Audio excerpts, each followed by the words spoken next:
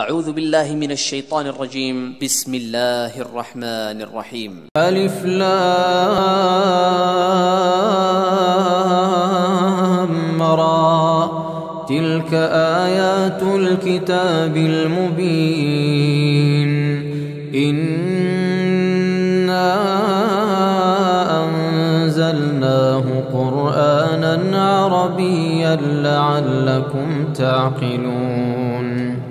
نحن نقص عليك أحسن القصص بما أوحينا إليك هذا القرآن وإن كنت من قبله لمن الغافلين. إذ قال يوسف لأبيه يا أبت إني رأيت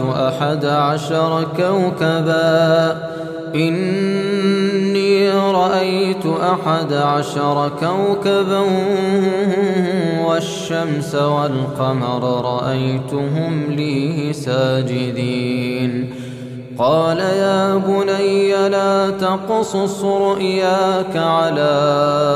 إخوتك فيكيده لك كيدا إن الشيطان للإنسان عدو مبين. وكذلك يجتبيك ربك ويعلمك من تأويل الأحاديث ويتم نعمته عليك وعلى آل يعقوب كما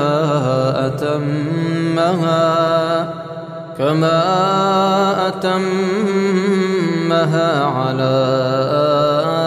أبويك من قبل إبراهيم وإسحاق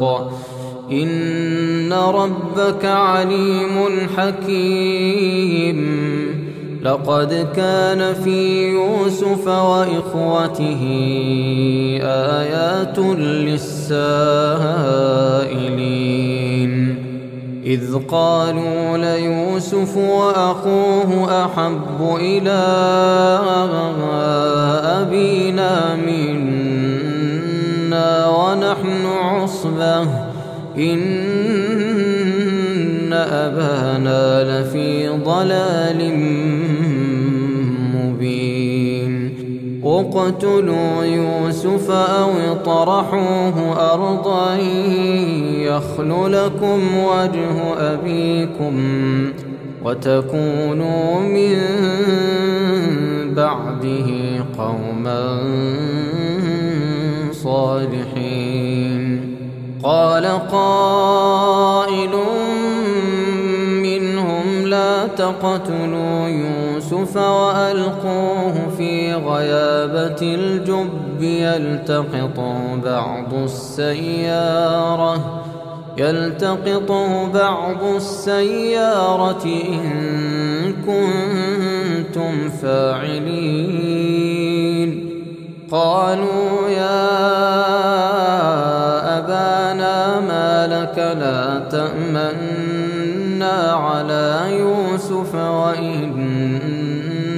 له لناصحون أرسله معنا غدا يرتع ويلعب وإنا له لحافظون. قال إني ليحزنني أن تذهبوا به وأخاف أن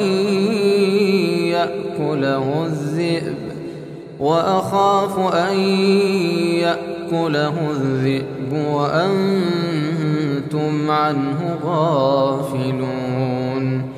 قالوا لئن أكله الذئب ونحن عصبة إنا إذا لخاسرون. فلما ذهبوا به وأجمعوا أن فاجعلوه في غيابة الجب وأوحينا إليه لتنبئنهم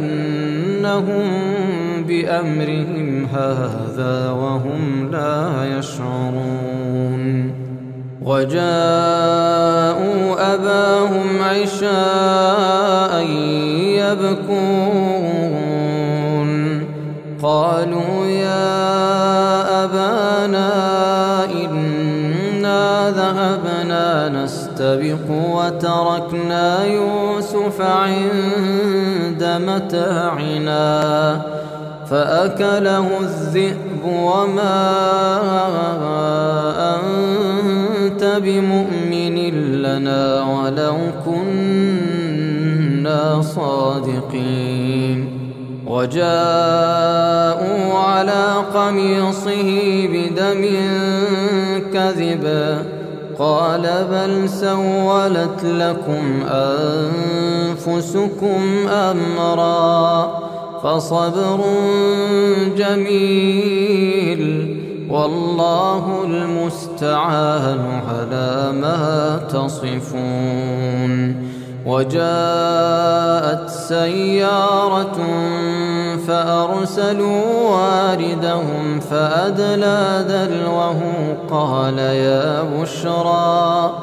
قال يا بشرى هذا غلام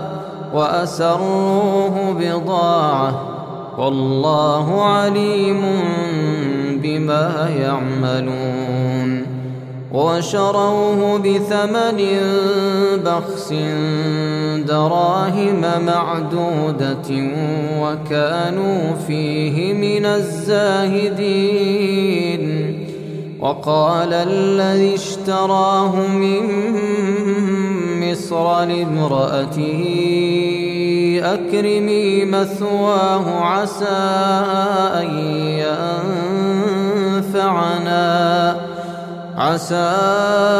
أن ينفعنا أو نتخذه ولدا وكذلك مكنا ليوسف في الأرض ولنعلمه من تأويل الأحاديث والله غالب على أمره ولكن أكثر الناس لا يعلمون ولما بلغ أشده آتيناه حكما وعلما وكذلك نجزي المحسنين وراودته التي هو في بيتها عن نفسه وغلقت الأبواب وقالت هيت لك قال معاذ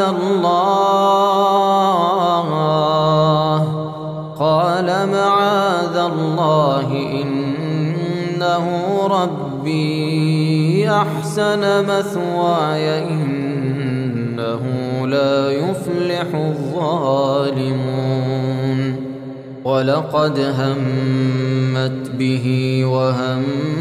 بها لولا أن رأى برهان ربه كذلك لنصرف عنه السوء والفحشاء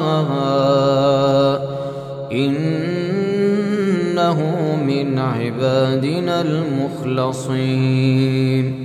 واستبق الباب وقدت قميصه من دبر وألف يا سيدها لدى الباب قالت ما جزاء من أراد بأهلك سوءا إلا أن يسجن أو عذاب أليم قال هي راودتني عن نفسي وشهد شاهد من من أهلها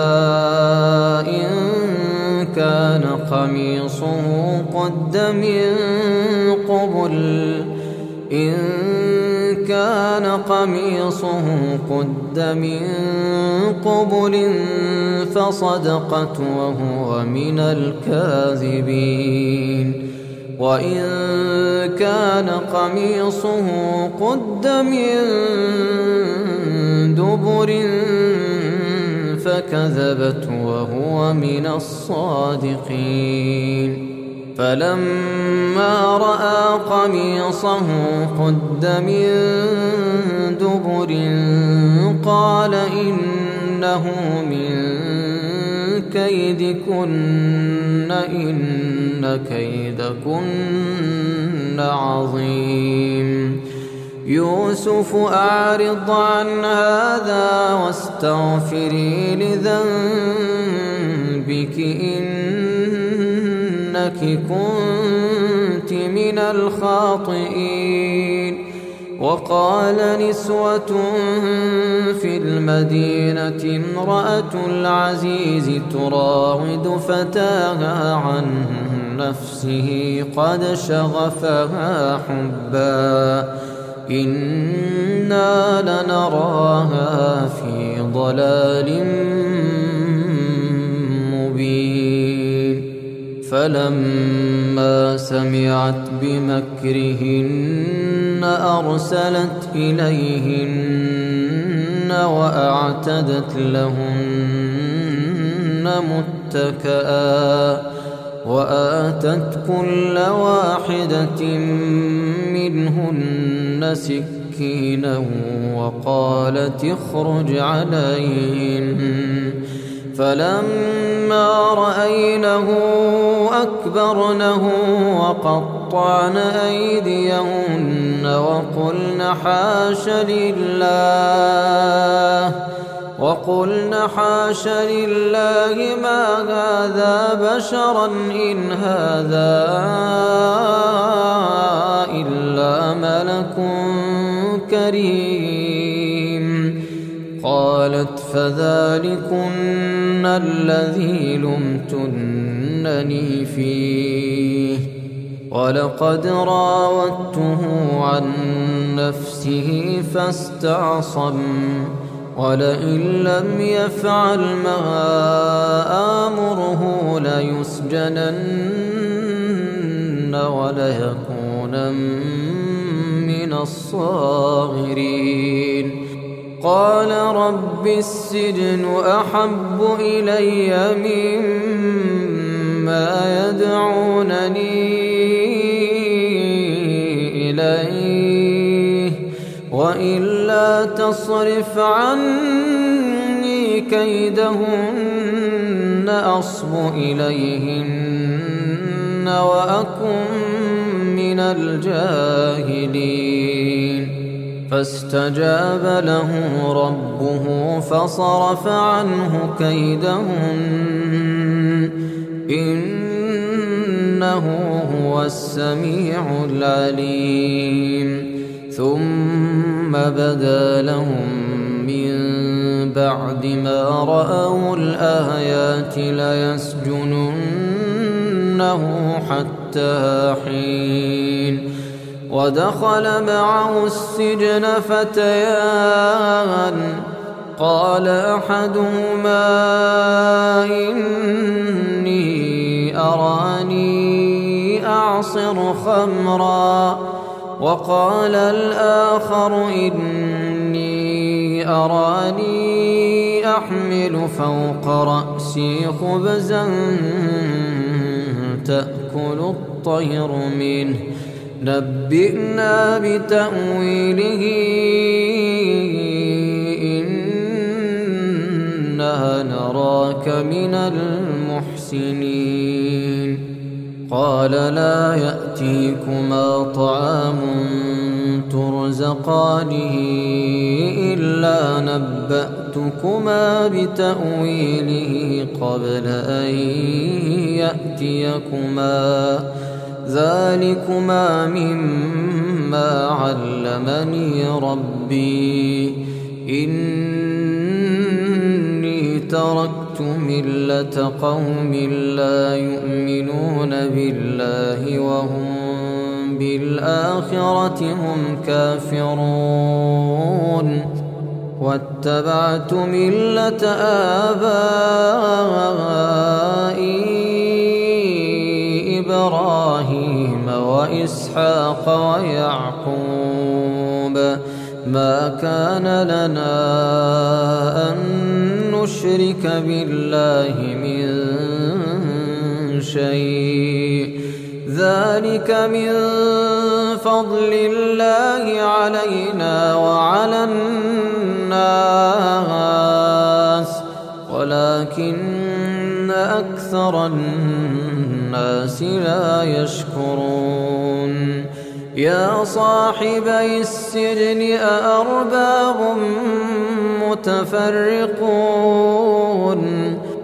أأرباب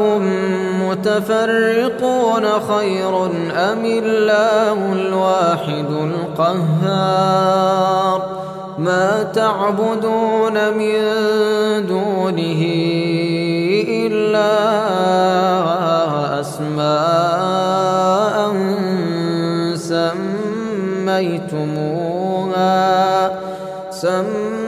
سميتموها أنتم وآباؤكم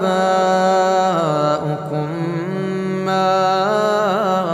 أنزل الله بها من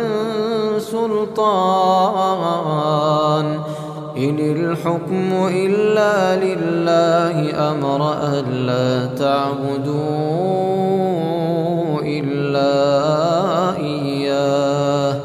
ذلك الدين القيم ولكن أكثر الناس لا يعلمون يا صاحبي السجن أما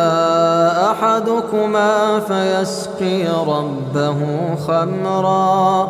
وأما الآخر فيصلب فتأكل الطير من رأسه قضي الأمر الذي فيه تستفتيان وقال للذي ظن أنه ناج منهما اذكرني عند ربك فأنساه الشيطان ذكر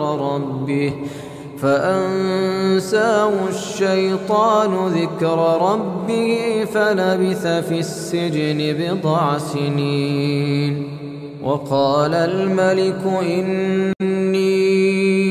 أرى 7 بقرات سمان يأكلهن 7 عجاف و7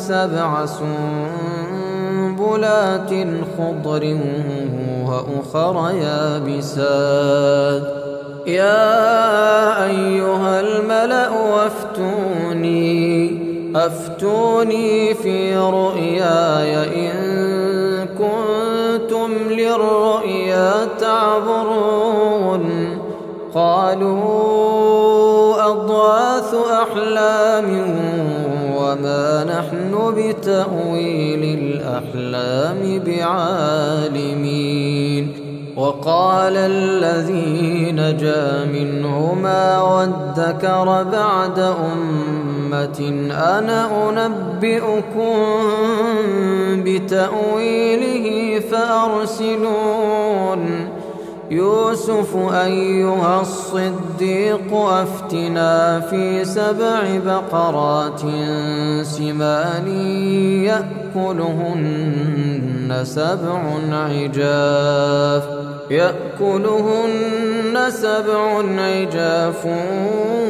و7 سنبلات خضر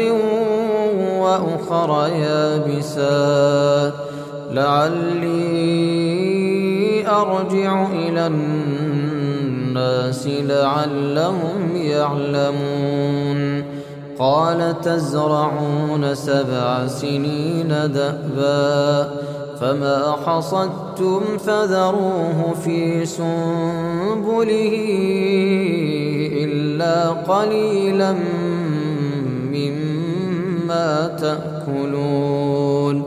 ثم يأتي من بعد ذلك 7 شداد يأكلن ما قدمتم لهن إلا قليلا مما تحصنون ثم يأتي من بعد ذلك عام فيه يغاث الناس وفيه يعصرون وقال الملك ائتوني به فلما جاءه الرسول قال ارجع إلى ربك فاسأله ما بال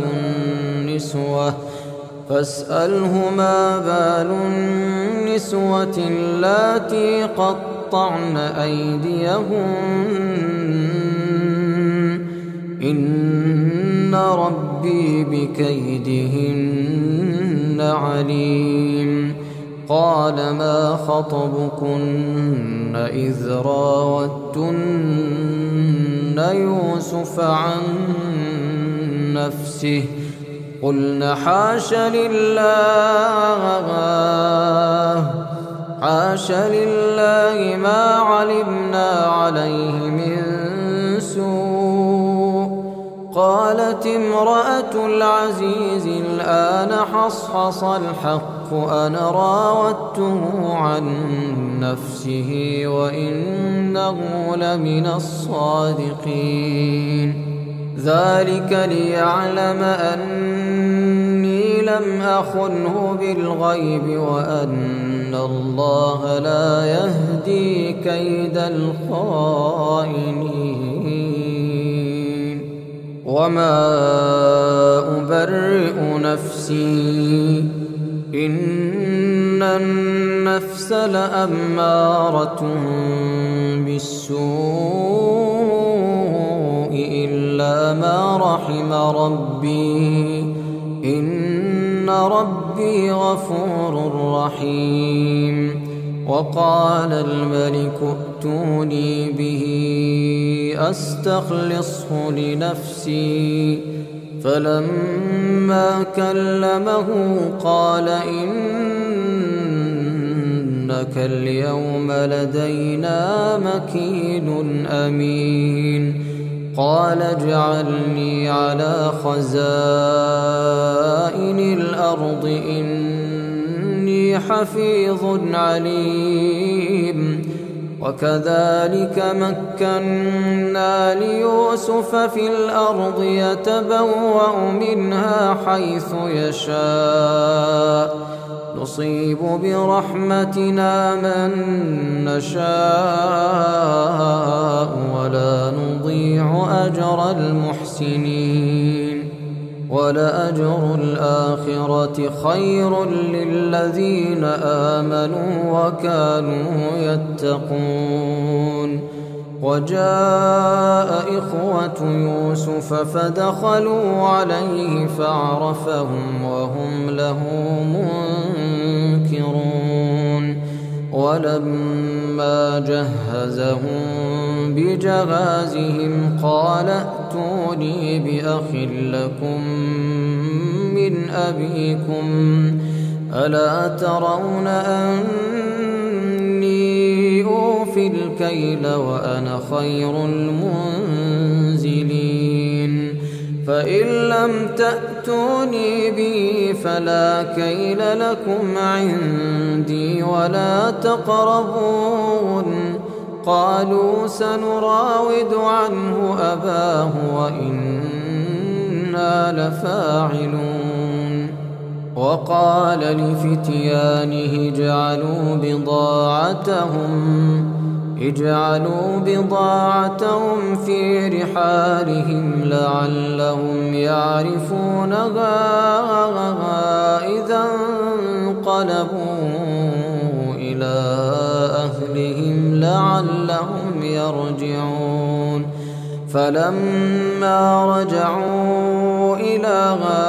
أبيهم قالوا يا أبانا منع منا الكيل فأرسل معنا أخانا نكتل وإنا له لحافظون قال هل آمنكم عليه إلا كما أمنتكم على أخيه من قبل فالله خير حافظا وهو أرحم الراحمين ولما فتحوا متاعهم وجدوا بضاعتهم ردت إليهم قالوا يا أبانا ما نبغي هذه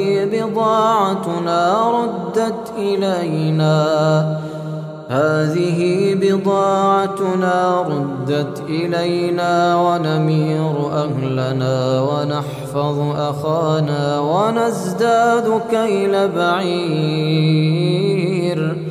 ذلك كيل يسير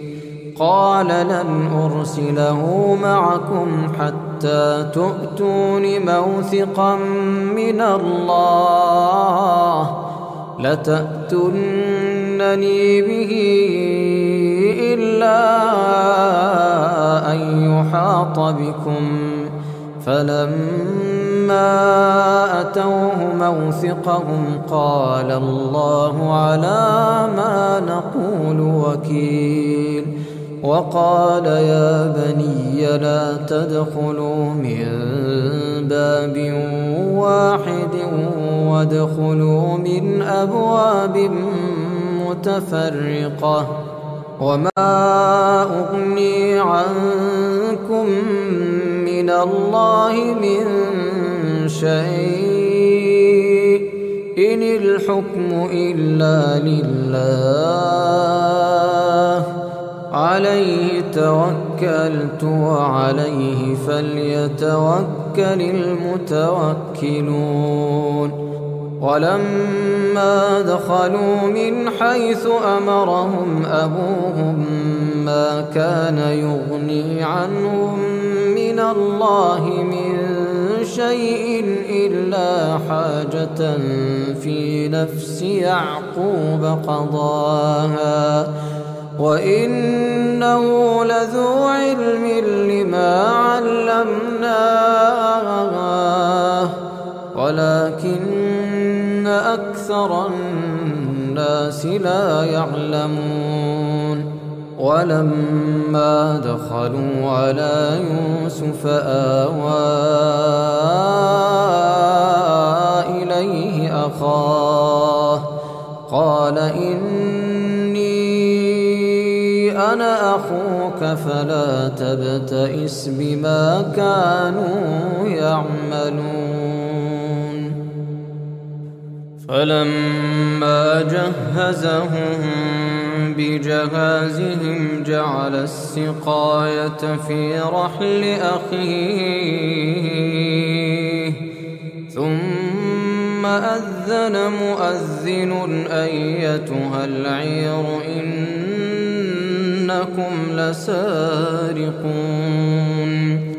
قالوا وأقبلوا عليهم ماذا تفقدون قالوا نفقد صواع الملك ولمن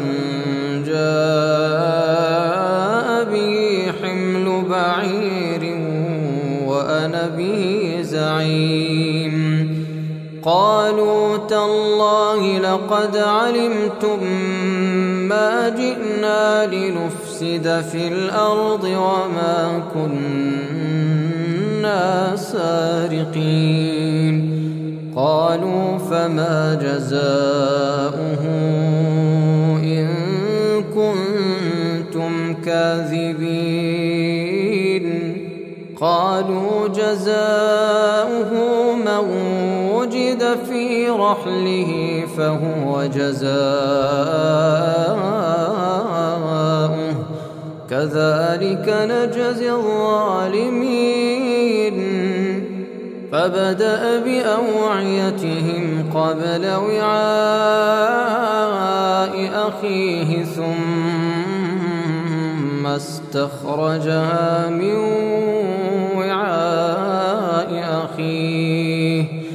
كذلك كدنا ليوسف ما كان ليأخذ أخاه في دين الملك إلا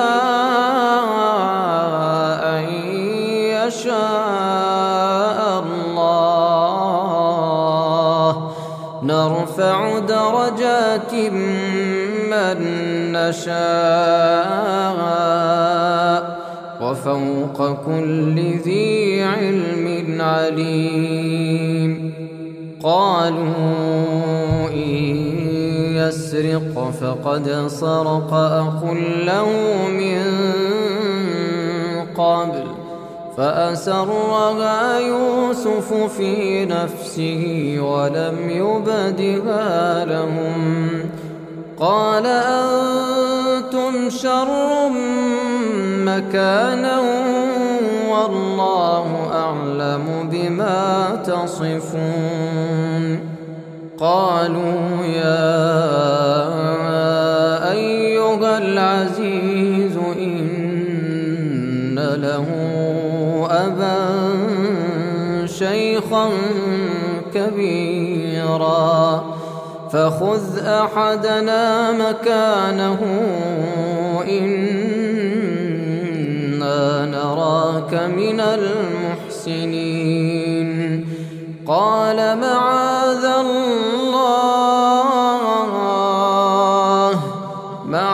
الله أن نأخذ إلا من وجدنا متاعنا عنده إنا إذا لظالمون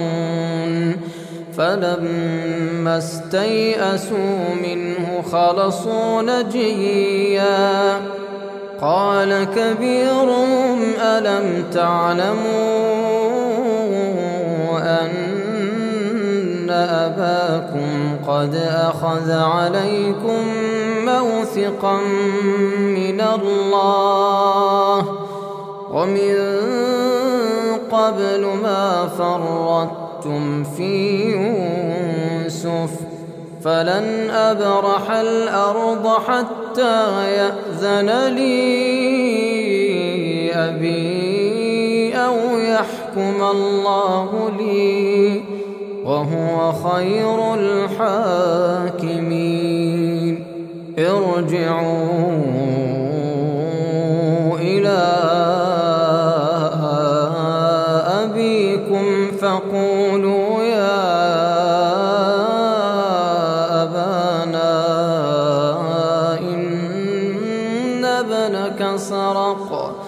إن ابنك سرق وما شهدنا إلا بما علمنا وما كنا للغيب حافظين واسأل القرية التي كنا فيها والعير التي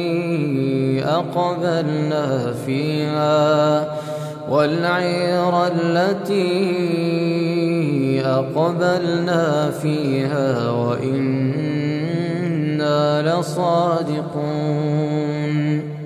قال بل سولت لكم أنفسكم أمرا فصبر جميل عسى الله أن يأتيني بهم جميعا إنه هو العليم الحكيم وتولى عنهم وقال يا أسفا على يوسف وابيضت عيناه من الحزن فهو كظيم قالوا تالله تفتأ تذكر يوسف حتى تكون حرضا أو تكون من الهالكين قال إنما أشكو بثي وحزني إلى الله وأعلم من الله ما لا تعلمون يا بني يذهبوا فتحسسوا من يوسف وأخيه ولا تيأسوا من روح الله إنه لا ييأس من روح الله إلا القوم الكافرون فلما دخلوا عليه قالوا يا أيها العزيز مسنا وأهلنا الضر وجئنا ببضاعة مزجاة فأوف لنا الكيل وتصدق علينا إن الله يجزي المتصدقين قال هل علمتم ما فعلتم بيوسف وأخيه إذ أنتم جاهلون قالوا أئنك لأنت يوسف قال أنا يوسف وهذا أخي قد من الله علينا إنه من يتق ويصبر فإن الله لا يضيع أجر المحسنين قالوا تالله لقد آثرك الله علينا وإن كنا لخاطئين قال لا تثريب عليكم اليوم يغفر الله لكم وهو أرحم الراحمين اذهبوا بقميصي هذا فألقوه على وجه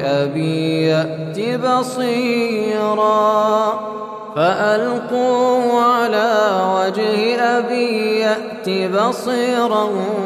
وأتوني بأهلكم أجمعين ولما فصلت العير قال أبوهم إني لأجد ريح يوسف لولا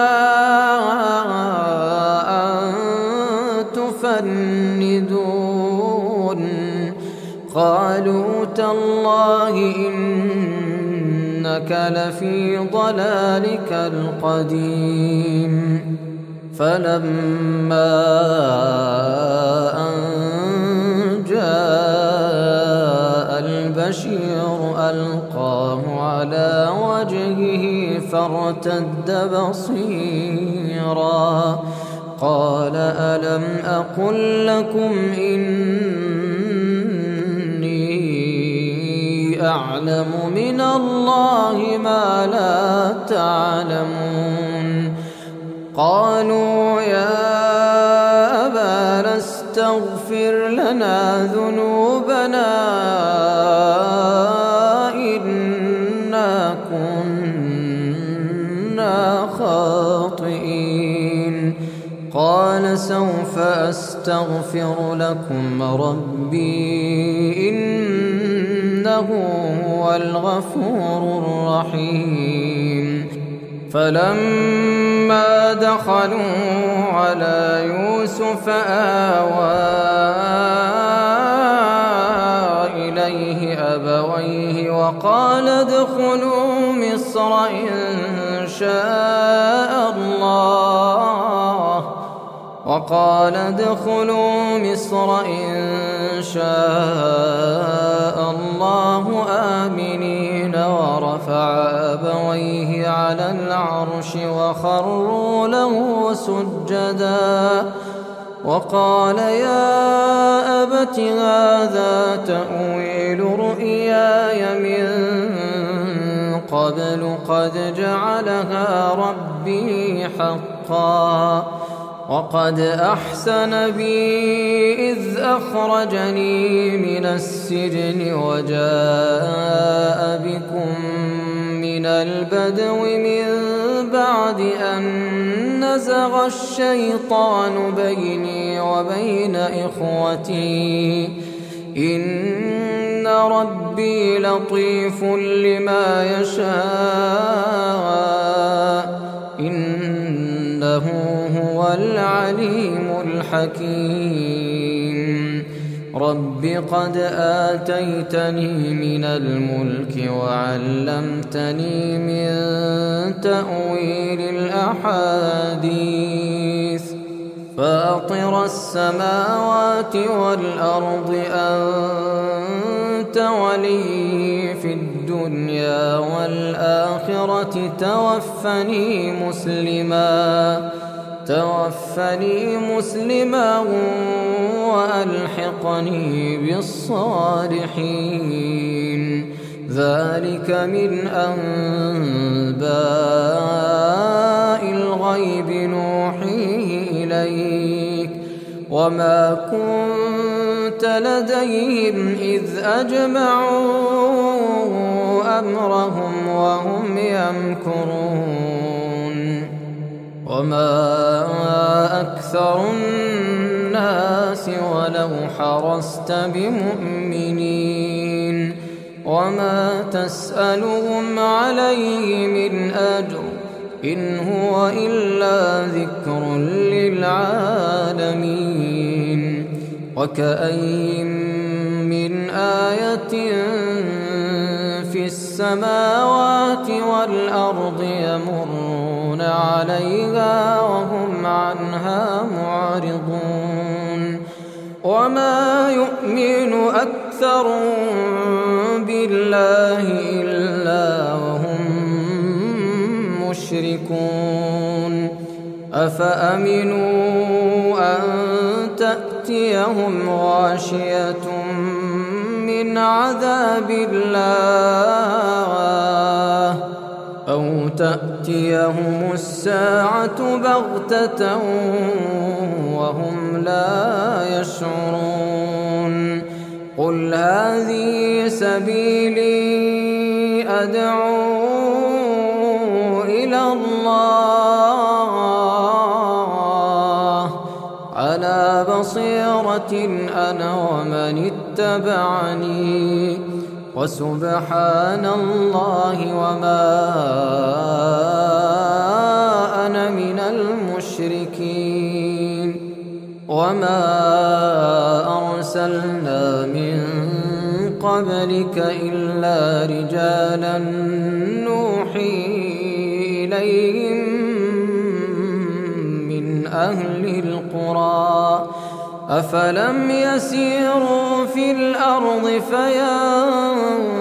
فينظروا كيف كان عاقبة الذين من قبلهم ولدار الآخرة خير للذين اتقوا أفلا تعقلون حتى إذا استيأس الرسل وظنوا